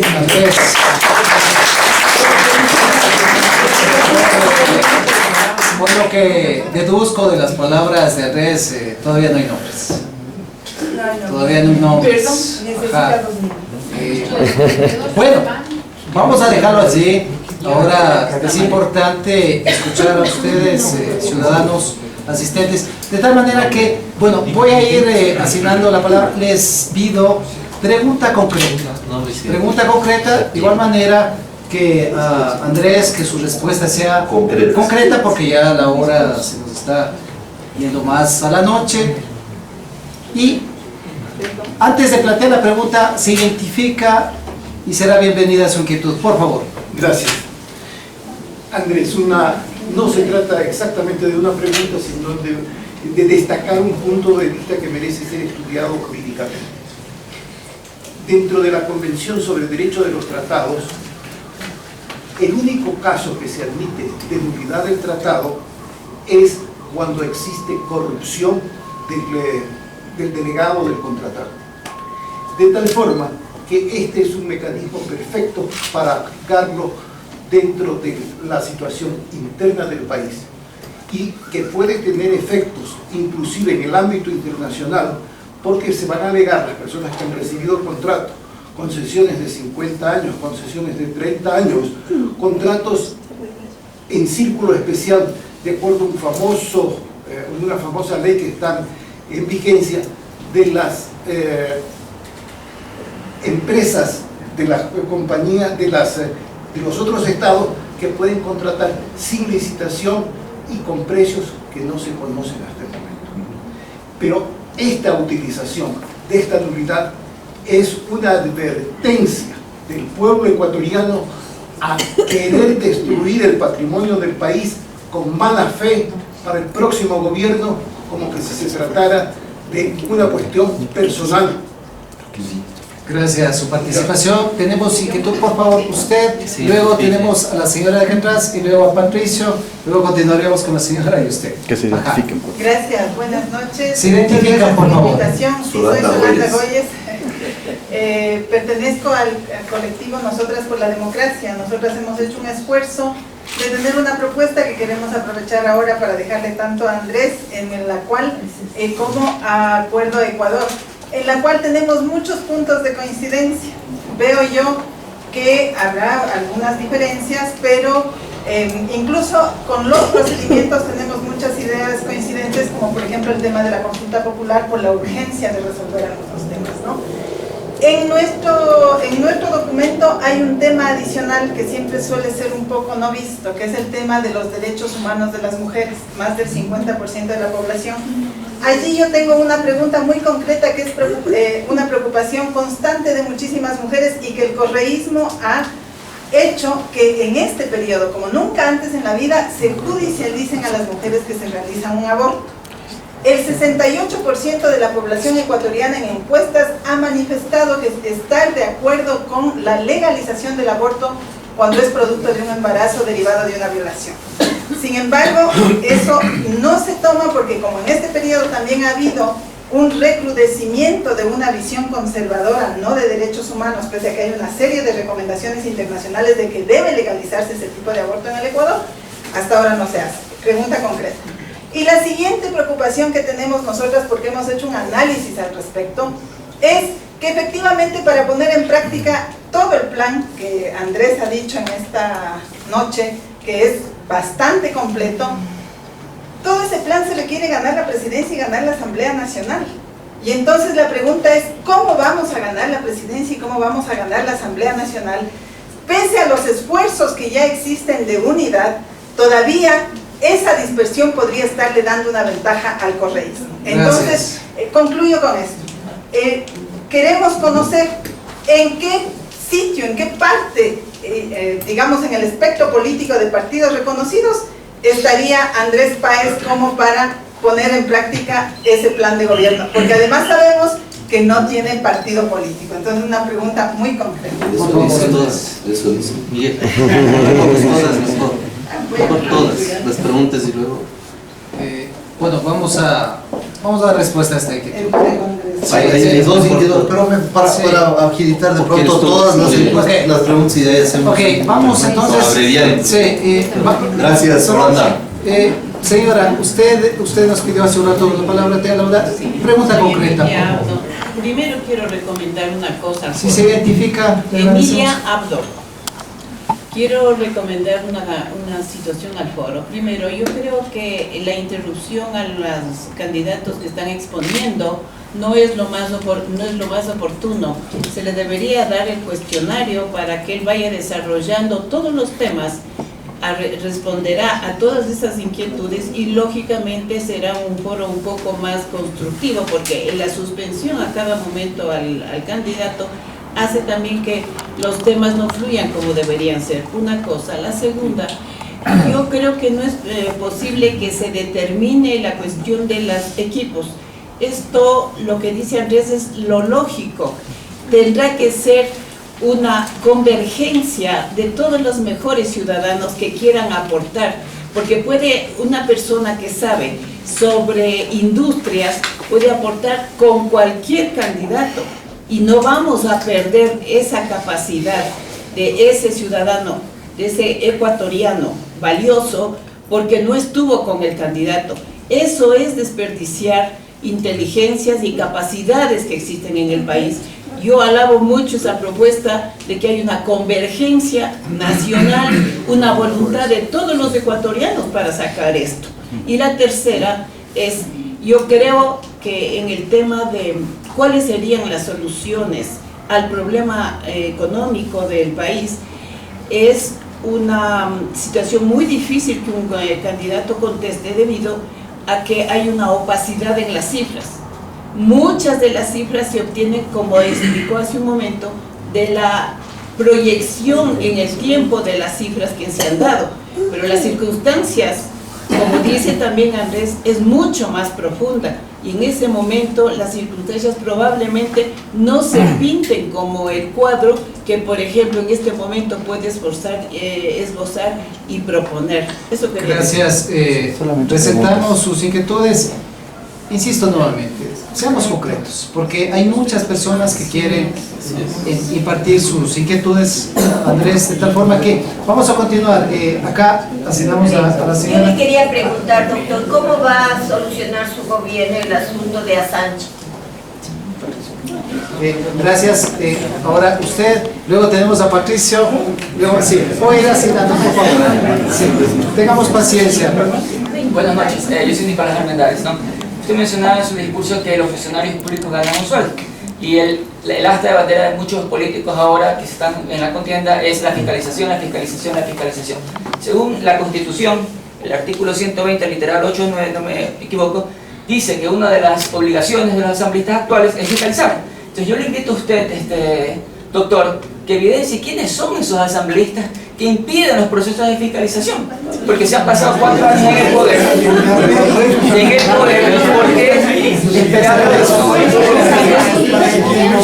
Gracias. Ahora pasamos con usted. Gracias, Patricio Aras. Hagamos silencio, por favor, para poder. En su intervención, el asambleísta expresó algo que de manera alguna considero un lapsus como el de la Gaby, y Andrés dijo: cuando asumamos el poder, y asumamos el poder con la gente del día de San Guillermo del año pasado, que le salvó el Papa al gobierno de Correa. Una vez que se asuma el poder, se ha hecho también aquí hoy un análisis y un diagnóstico sobre la corrupción, se lo ha mencionado, pero ¿cuáles son las medidas para luchar contra ese gran mal que es el azote del siglo XXI, no solo en el Ecuador y en el mundo? Y segundo, reiterar lo que dijo la señora Goyes, que para asumir el poder hay que participar en elecciones, y para participar en elecciones hay que tener un partido. En Baños dijiste que será una sorpresa. ¿Por qué no es esa sorpresa hoy noche? Ya voy a explicar. Ahora pasamos al señor, sí, usted, por favor. Doctor Páez, solamente tengo dos preguntas.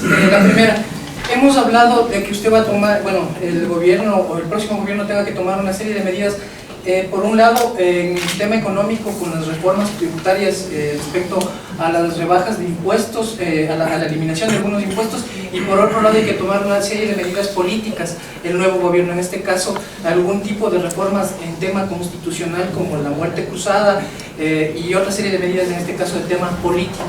La pregunta es, ¿cómo equilibrar esa toma de decisiones? ¿Por qué razón? Porque el hecho de tomar medidas en el tema de eliminación de impuestos va a implicar una reducción en el aparato estatal que a su vez desencadenará en mucha gente que llegue a estar desempleada, ocasionando un tema, un problema social. Y por otro lado, la convocatoria, en este caso, a la muerte cruzada.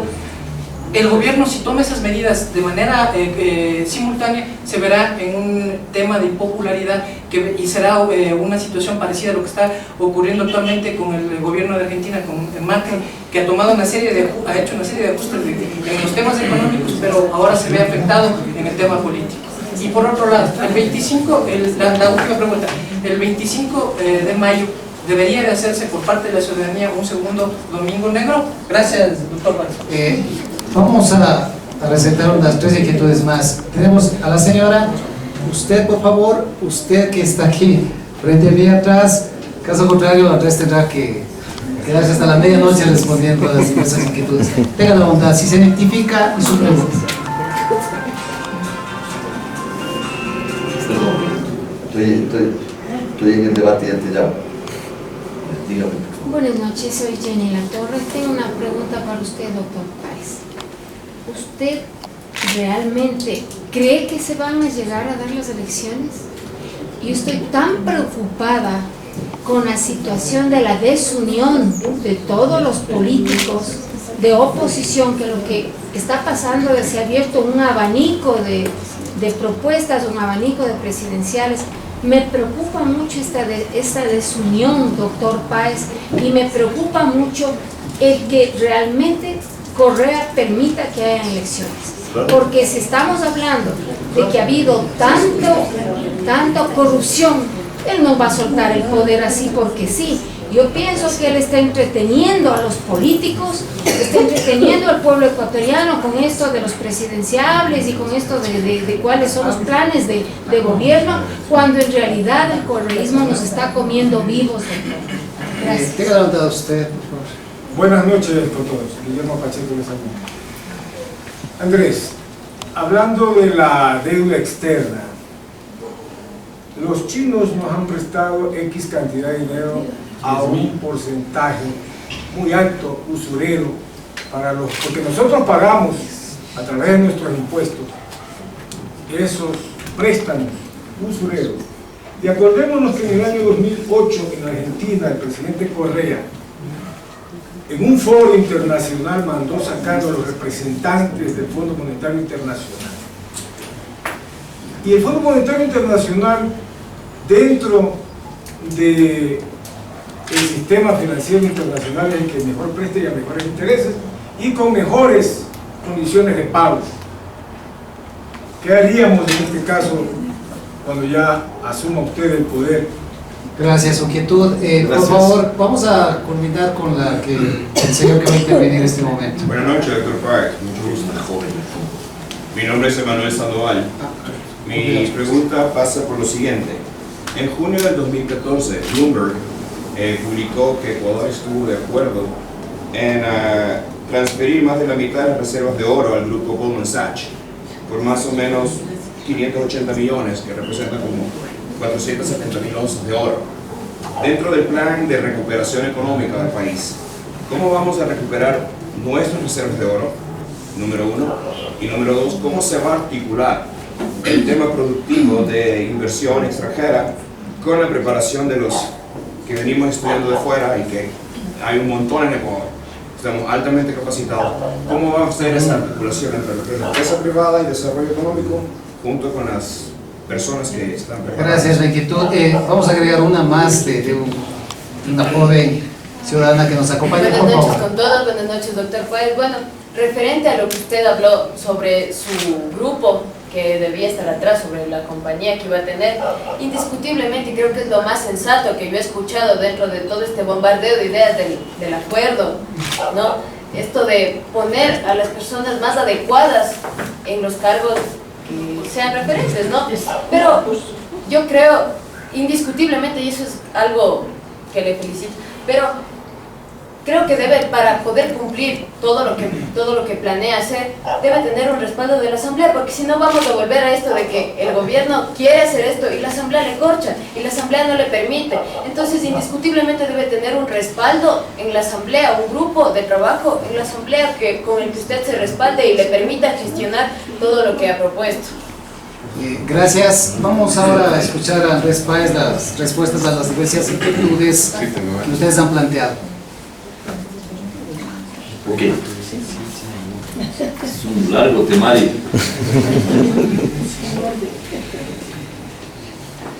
Primero, yo soy partidario de que el Estado ecuatoriano tiene que desconocer los contratos que han sido lesivos al interés nacional, es decir, los que hayan sido suscritos con violación de normas o con evidentes casos de corrupción, como parecería que hay varios casos. La segunda, y me adelanto a responderle a Guillermo Pacheco sobre su inquietud de los contratos con la China. El Estado ecuatoriano tiene que sentarle al gobierno chino a renegociar esos contratos.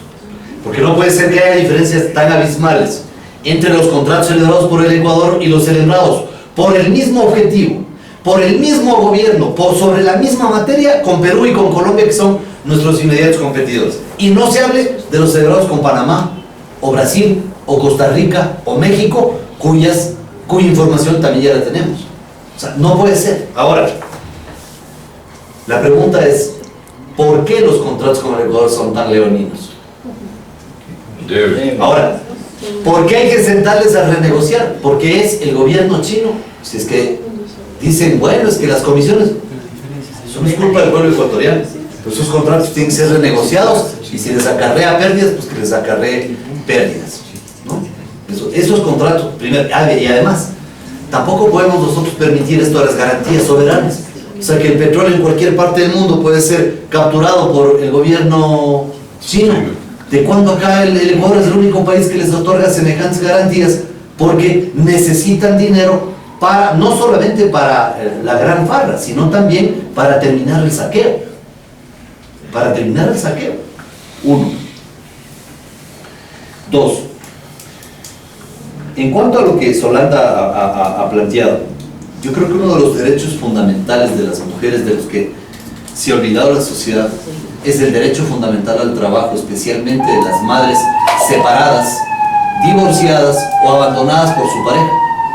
De acuerdo al último estudio del OIT, el sector más excluido del mercado laboral son las mujeres en esa condición, y tiene que haber una política específica del Estado ecuatoriano para provocar la inclusión de esas mujeres, porque eso es darles no solamente un trabajo, sino un proyecto de vida, y ponerles a buen recaudo a sus hijos, que son los más afectados, no solamente por el mercado laboral en sí mismo, sino también por la irresponsabilidad de un montón de padres. Yo en eso quiero hacer una confesión: no debería haber juicio de alimentos, porque un hombre tiene que tener la misma responsabilidad cuando se mete en una cama que cuando sale de ella.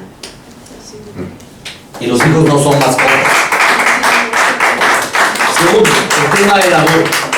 Tú y yo sabemos, Solanda, que el problema del aborto, más allá de la discusión conceptual que puede tener muchas aristas, hay un tema procedimental. Llega una señora o señorita a decir: quiero que me hagan un aborto porque he sido violada. La violación es un delito, y por lo tanto, cuando hay un delito, tiene que darse dos cosas: determinar la existencia de la infracción y determinar la responsabilidad del presunto infractor.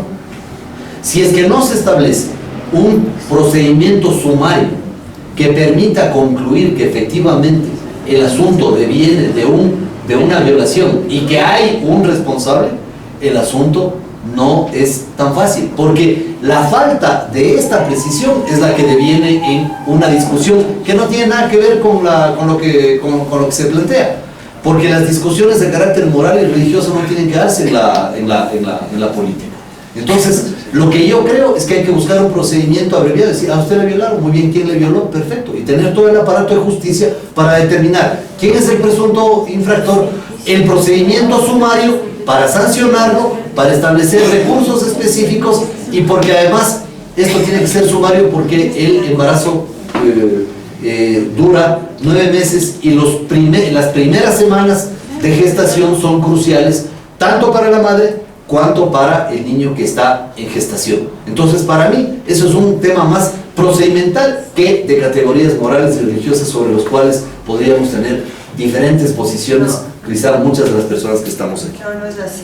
Tercero, esta es mi opinión, yo respeto la opinión de los demás, pero esta es mi opinión. Sí, pero no es así. Ya, pero es mi opinión, la suya puede ser diferente, esa es mi opinión. Andrés, Tercero. hay ya legislaciones internacionales que se pueden aplicar. Solamente me comprometo a hacerte llegar eso, porque es importante, porque es incongruente entre el proceso judicial y hasta que se haga el aborto, ya simplemente la justicia no funciona. Tampoco se puede permitir la fraudulencia en caso de embarazos que no devengan de violaciones. Que somos mentirosas las mujeres. No, hacemos llegar la propuesta.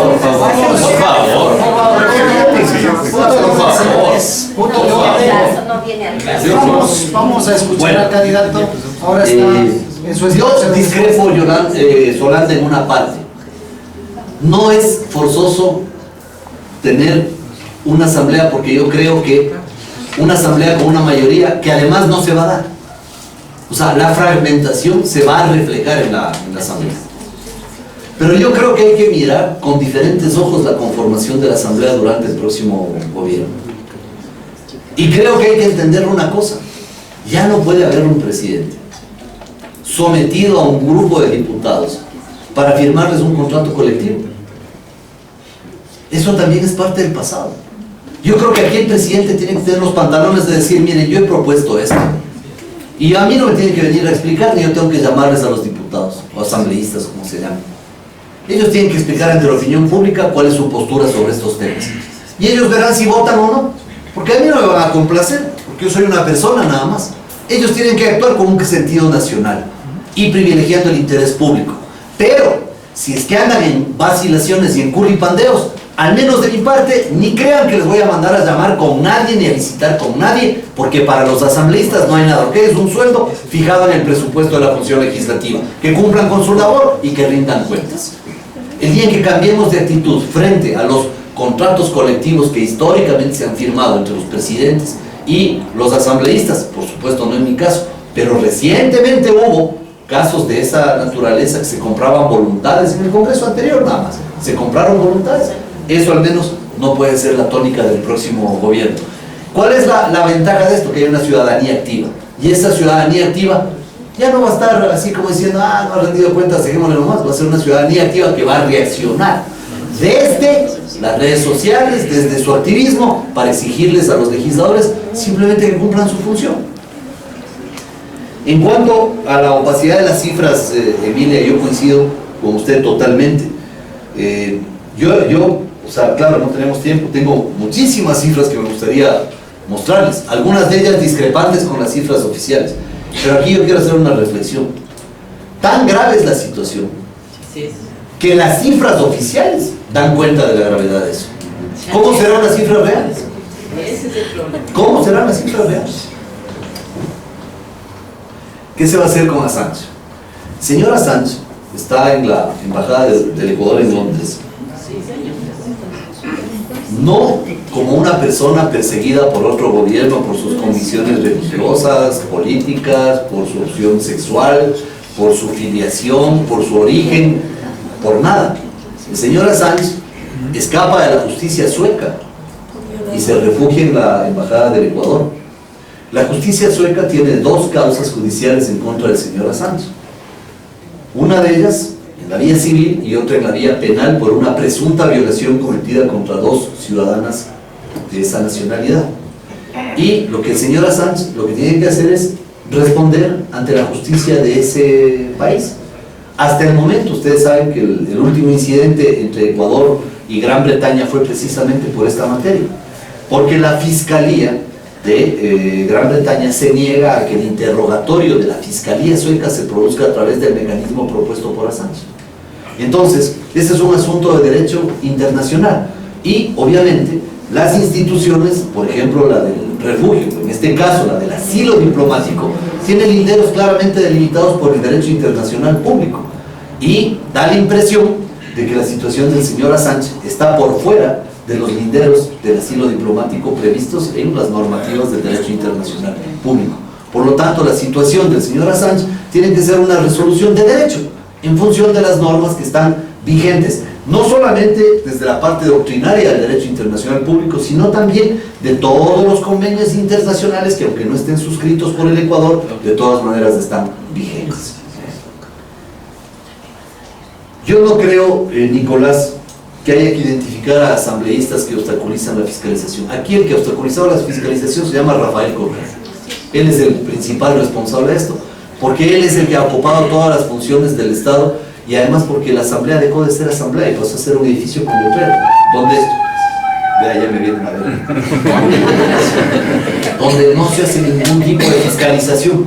Entonces, el responsable de la falta de fiscalización se llama Rafael Correa, y hacia allá hay que dirigir la primera fiscalización. El primer acto de fiscalización tiene que identificar al responsable real como jefe de Estado de los delitos de lesa humanidad que se han cometido y también de todo el latrocinio contra el Ecuador, y se llama Rafael Correa.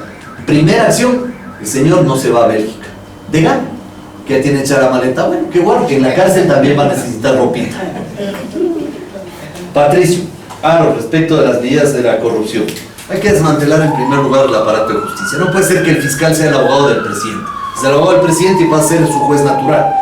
Todo el aparato de justicia, ¿y qué es lo que quiero decir? El aparato de justicia es la función judicial, la Corte Constitucional, la Fiscalía, la Defensoría Pública, la Defensoría del Pueblo. Todo tiene que ser absolutamente desmantelado y ocupado porque además en el país hay excelentes abogados que pueden ser abogados y abogadas que pueden desempeñar un excelente trabajo, y eso se puede hacer, no se puede hacer de la noche a la mañana. Por ejemplo, juzgados de tránsito y juzgados penales hay que mantenerlas durante un tiempo de transición, pero lo que significa la justicia civil, laboral, contencioso tributaria, contencioso administrativa, puede tener otro tratamiento. La del tránsito y la penal no, porque son derechos fundamentales de las personas que están y también la de alimentos, menores, familia, violencia doméstica y todo eso, que también no puede ser interrumpida de ninguna manera, porque los jueces tienen que darles garantías a las personas en caso de agresiones, etcétera, etcétera. Segundo, la lucha no es solamente contra la corrupción, es también contra la impunidad. O sea, hay que diferenciar la corrupción y la impunidad como dos ejes diferentes. Y la impunidad y la corrupción se luchan, y ustedes algunos se van a sonreír por lo que voy a decir, pero realmente creo en lo que voy a decir. En gran parte, la lucha contra la corrupción y la impunidad se enanca en el ejemplo. En el ejemplo. El día en que hay un mandatario que mande a la cárcel a su mejor amigo por robarse el dinero del Estado, se siente el ejemplo, hay que sentar precedentes. Y créanme lo que yo digo, el éxito del próximo gobierno radica en gran medida en no hacerle ninguna concesión, ni a los ladrones que están por marcharse, ni a los que vengan, porque el próximo gobierno también va a tener gente con hambres atrasadas. Cuidado, cuidado. ¿No ven que Estico se mandó ya 10 años? Claro, es bastante. No, yo no. Que sabemos. Entonces va a venir gente, ¿no? Porque miren, a los presidentes les secuestran. En serio les digo. Los presidentes son secuestrados por círculos que vienen y les impiden mirar hacia afuera, les impiden ver la realidad. Yo he hablado con algunos de ellos. ¿Y saben qué me han dicho? Hermano, no sabía lo que pasaba en la Plaza de Independencia. No sabía que había movilizaciones. O sea, me decían que había así una gente gritando ahí. No sabían. ¿Secuestrados por quiénes? Por los que llegan a hacer los negocios. ¿Ustedes creen que este hombre que se toma 26 pastillas diarias y que duerme 2 horas al día, que tiene problemas coronarios y severos problemas de salud que además ya le son evidentes, ¿ustedes creen que todo ese círculo están solamente limpiándole las solapas del traje? No. Estos están asegurarse las próximas 15 generaciones, según ellos. Porque eso sí, les quitaremos hasta el último par de zapatos que se hayan comprado con el dinero de todos. Que ustedes tengan mi juramento. Les quitaremos todas. No habrá concesiones. No puede haber concesiones. A ver. Ya voy terminando. Ya dije yo, o sea, hay que reducir impuestos, hay que tomar medidas políticas simultáneamente. Las medidas del empleo, o sea, en 6 meses se supone que del plan que nosotros tenemos desarrollado, en 6 meses se va a mejorar el aparato productivo y va a comenzar a generar empleos. Algunos se producirán de inmediato con medidas de inversión extranjera, de apertura al mundo civilizado. Y la gente que tenga que salir, que no todos van a salir del sector público, los que tengan que salir, hay varias razones para que salgan. 1, incorrecciones, medidas disciplinarias. 2, por haber violado el artículo 229 de la Constitución, que señala que todos los que ingresan al sector público tienen que haber superado un concurso. Y 3, yo no creo que la muerte cruzada, o sea, yo no creo que declarando la muerte cruzada el presidente tenga que tener ningún temor a la impopularidad. Me parece que estamos mirando con las luces del pasado los problemas. El próximo presidente no tiene que pensar en su popularidad, tiene que pensar en lo que el país necesita que se haga, aunque sea el hombre más impopular de la tierra. Entonces, yo le puedo decir, mi aspiración será salir a donde siempre he estado, pero poder caminar por las calles sin que mis hijos sean señalados y sin que yo sea señalado. Obviamente voy a cometer errores porque soy humano, pero jamás delinquir, jamás tomar dinero ajeno y jamás tomar ninguna medida que sea contraproducente con el interés general.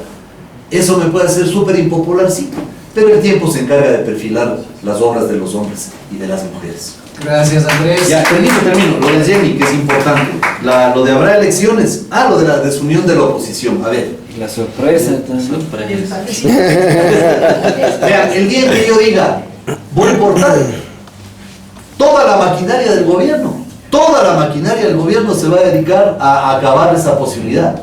Porque yo discrepo con no me acuerdo quién dijo, creo que tú dijiste, Nicolás, de que están hablando todos de fiscalización. No, yo no soy a todos de fiscalización. El que ha hablado aquí de fiscalización soy yo y no voy a dejar de hacerlo, porque eso es una necesidad de sanidad pública. Un ratito. Yo no voy a anunciar cuál es la organización política, porque es obvio. O sea, nos van a caer con toda la maquinaria y todavía faltan 2 meses y medio para que se inscriban las candidaturas. Pero además, ¿saben qué? Les digo con toda franqueza. Yo soy partidario de la unidad. Lo que yo no creo es que el país tenga que tener unos chamanes purificadores. Tú sí, tú no. Tú sí, tú no. No, tú eres correísta ya, pero a vos sí te perdonamos. Ven nomás. ¿Cómo así? ¿Cómo así? ¿Cómo así? Los ex correístas, vean las fotos. Carrasco, González, ellos decidiendo la unidad. Ahora son los nuevos patrones. Ellos. Hay que hacerles que reflexionen, señor Carrasco, señor González. ¿Cómo así que se van para el campo? Aquí los que van a decir son los ciudadanos, no estos politiqueros sinvergüenzas que tienen que responder por su estancia en el correísmo y por lo que han hecho mientras fueron correístas, que ahora se ven de no correístas. A mí me aterra que políticos viejos sean tan ingenuos de pensar que el González viene así a estar sonriendo. No es así. ¿Qué es lo que, a ver, cuál es el camino de González? El fin de semana voy a publicar un texto sobre esto, que los voy a adelantar. ¿Cuál es el camino de él? Ser asambleísta para tener inmunidad. Como van a tener diputados, hacer la negociación parlamentaria para que no le levanten inmunidad, entonces no le pueden juzgar. O sea, yo le digo, y yo le tengo un enorme respeto y un gran cariño al alcalde Nebot. Eso no significa que me voy a quedar callado, ni que yo vaya a admitir que él sea un chamán purificador para decir esto sí y estos no. Se van al carajo. Aquí los ciudadanos son los que vamos a decidir eso. Eso respecto a la unidad. Entonces la unidad se hará, ¿qué es lo que yo digo? Vamos a la unidad, pero lo que en realidad ha costado en la lucha. Pero no una unidad con los Diosdado Cabello criollos, por favor. O sea, eso no tiene presentación, porque además, ¿saben qué? La gente se siente timada, la gente se siente engañada, la gente se siente que están tratando como tontos, como idiotas, de que no se dan cuenta. Eso no se puede hacer. Hay que tener respeto por la gente. Y cierto es, yo también pienso que no van a aflojar el poder estos. Así no se van a ir. Yo creo que el plan de ellos es ganar en primera vuelta. Fraude. Obviamente, ganar en primera vuelta.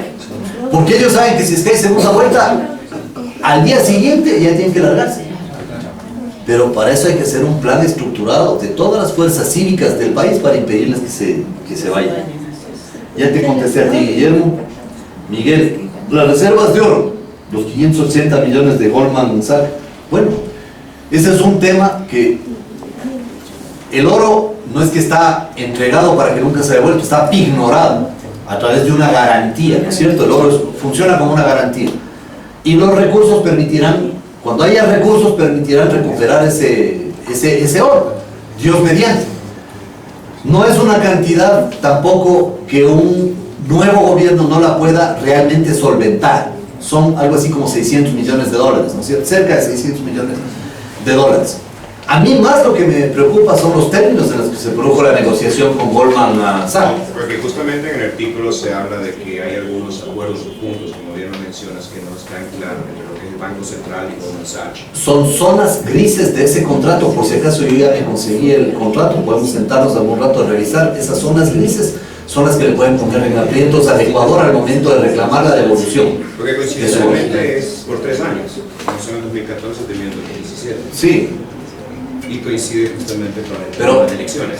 O sea, coincide con las elecciones y son esos 580 millones más lo de OXI que están pateando, porque no se olviden que en el presupuesto se inventaron una figura que se llama pasivo circulante.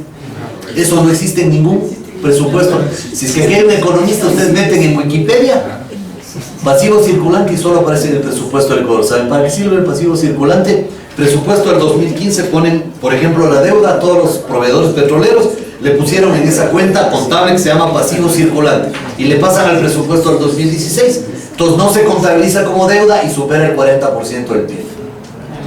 Y parte de lo que se le debe a la OXI la van a pasar al pasivo circulante, porque hasta el 2017 va a estar el poder en manos de estos rateros. Ahora, mira, los nuevos profesionales tienen que ser llamados en el entorno de un Estado que tiene que recuperar la democracia y la libertad.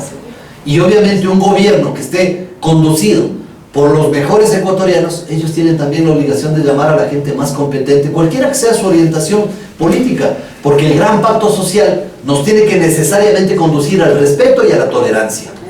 Y dentro del marco del respeto y la tolerancia tendremos que convivir gente de izquierda, de derecha o de centro, de diferentes orígenes, condiciones, opciones sexuales y creencias, y tenemos que sacar el país adelante porque ya tenemos suficiente experiencia de 10 años de vivir gobernados, no por una corriente ideológica, ni siquiera por un caudillo, por una banda de maleantes que tienen que ser expulsadas. Perdón que te interrumpa, porque justamente yo a lo que me refería era la articulación entre lo que sería la inversión privada para la reactivación económica del país.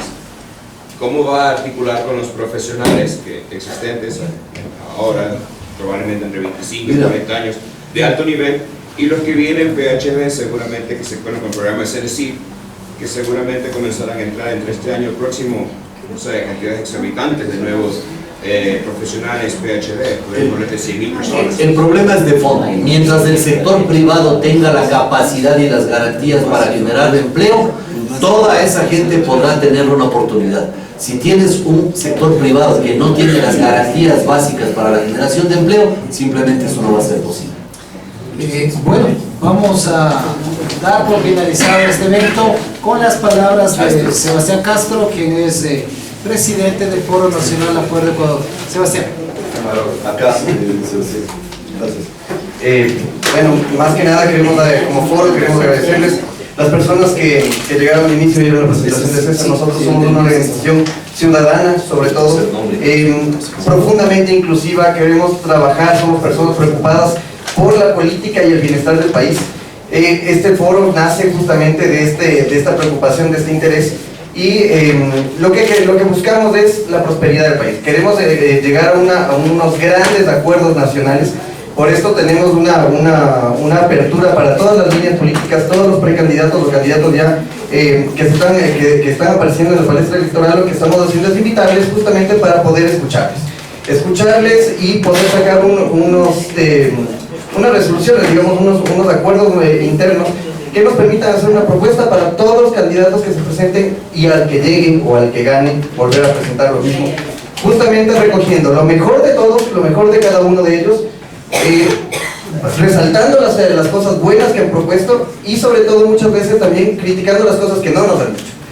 Somos una organización de análisis, estos eventos son de tinte académico y obviamente justo por eso las reglas del evento, ¿no es cierto? No permitimos ataques, no permitimos ningún tipo de proselitismo dentro de esta sala, pero sí es un aporte de los candidatos, de los precandidatos, a un gran plan de gobierno que se pueda presentar y que nosotros queremos aportar como organización ciudadana.